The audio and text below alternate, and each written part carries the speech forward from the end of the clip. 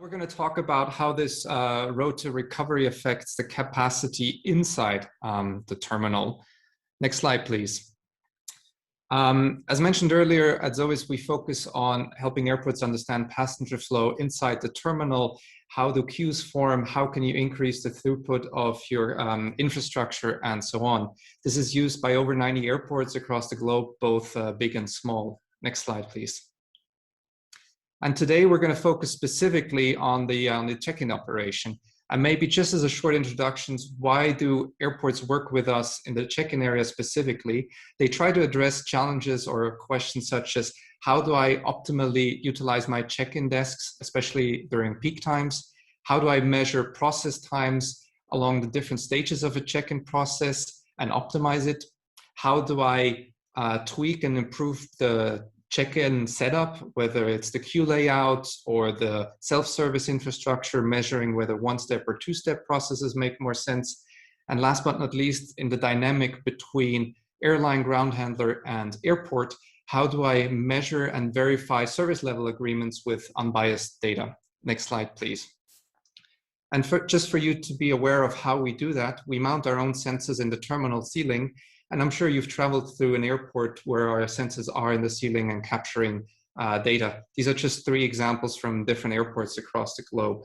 Next slide, please.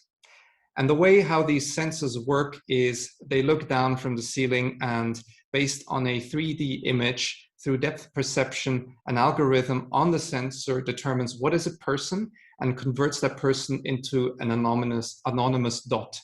The only thing then leaving the sensor, the only information leaving the sensor, are the parameters of where that anonymous person is and where they're moving. So completely privacy compliant. Next slide, please.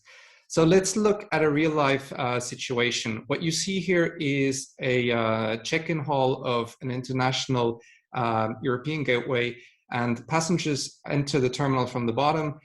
We have 2 check-in rows here with 16 desks each. We're going to focus on the lower part, and passengers then move through the e-gates through immigration and security control.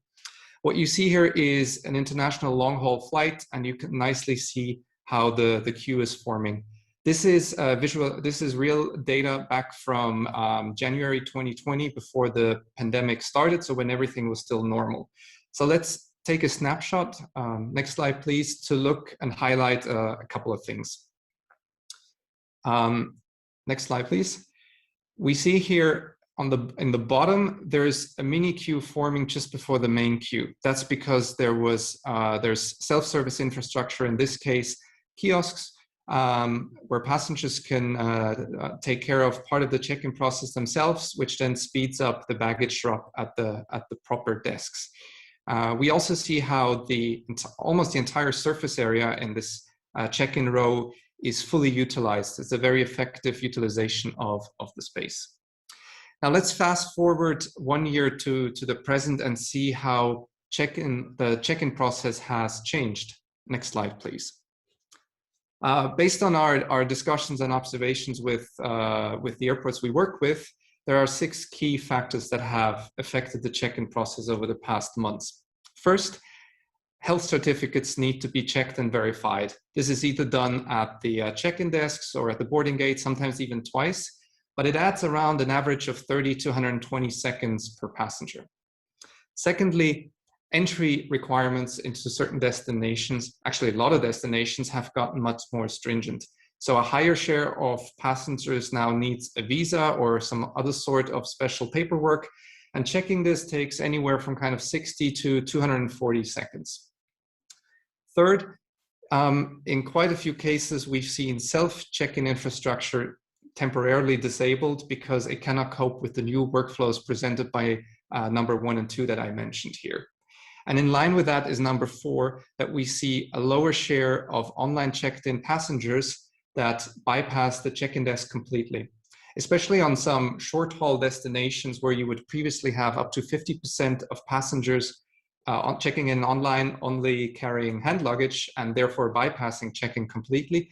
That share has dropped pretty much to 0, which puts more pressure on the check-in infrastructure. Fifth is physical distancing. This is pretty straightforward. The single passenger just needs more surface area around them nowadays. And then last, but definitely not least, is a change in passenger arrival profile that we've been noticing. And I think this is very important to understand. So let's just zoom in on that for a second. Next slide, please.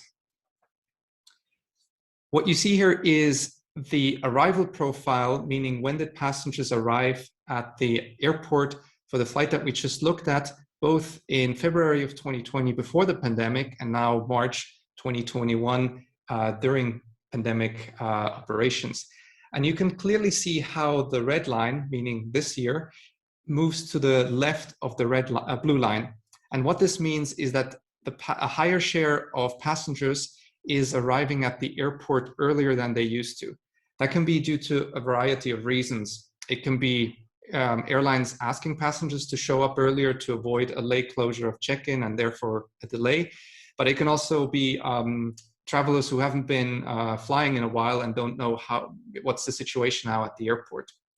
But what this means in practice, and this is very important to understand, is that let's take a short-haul flight where previously passengers would have arrived maybe 90 minutes before departure at the airport. If for that same flight, the same number of passengers now arrives on average 30 minutes earlier, meaning 120 instead of 90 minutes before departure, they spend more time at the airport. And it means that for the same flight, with the same number of passengers, you have up to 40% additional passengers in the terminal at any given point in time. Now, this can have a lot of implications, such as seat capacity throughout the terminal, evacuation regulations, hygiene for toilets, etc., cleaning cycles, or the availability of gastronomy. Let me just illustrate that in a very simple example. Next slide, please. You see here a photo of a bus for remote bay operations, and the operator has blocked every other seat. Now, if you still put in, even if you're not running a flight at full capacity or the bus at full capacity, if you bring in a lot of passengers, this means it's going to get full very, very quickly. And I think you get my point now. The same thing can happen in your terminal operation. Next slide, please. Now let's go back to the same flight that we looked at earlier and look at what it's like now in April 2021. Let's play the video. Again, same check-in hall, same flight. You can see how passengers are starting to arrive, how the queue is starting to form. And let's just pause here and again look at a snapshot. Next slide, please. Two things I want to highlight. First, all of a sudden, on the right-hand side, you see a very long queue forming throughout the terminal past several check-in rows. Why is that? It's because here they've started a check of health certificates before you join the main queue. And then secondly, you can also see how there's a much less effective utilization of space because the queue has now kind of been separated in a different way. And on top of that, the kiosks have been disabled. Currently, this is not a major issue because on this particular day, the airport was running at about 8% passenger volumes of 2019 levels. But just imagine now what will happen if the number of passengers goes back to 40, 50, or even 60%. All of a sudden, you will have queues all over the place and you can run into a capacity crunch fairly, fairly quickly. So what does this now mean as a terminal operator? What do you have to pay attention to over the coming months on the road to recovery? Next slide, please. 6 main points that I want to highlight. First, stakeholder collaboration. And I know I might sound a bit like a broken record because this is probably has been on every other presentation giving at an airport conference over the past years, but it is more important than ever that airlines, ground handlers, and airports talk together because the situation is as dynamic as it's ever been. Secondly, you got to anticipate bottlenecks. You will, just like in the past, pre-pandemic, you will have bottlenecks, but they're probably going to be in a very different place than you used to have them. And you need the data to understand where they're forming so that you can be proactive about it. And speaking of 2019, you also want to avoid going back to the same playbook or the same mode of operation that you used to run your terminal ops pre-pandemic. You don't want to ramp back up to the same playbook that you used to have before you ramp down, because some airlines, some destinations are going to have more challenges and difficulties than others, and you want to account for that. You want to reshuffle your check-in desks, for example. Fourth, you want to consciously plan your queue layouts. If you don't do it, the passengers will do it for you, and you want to avoid that.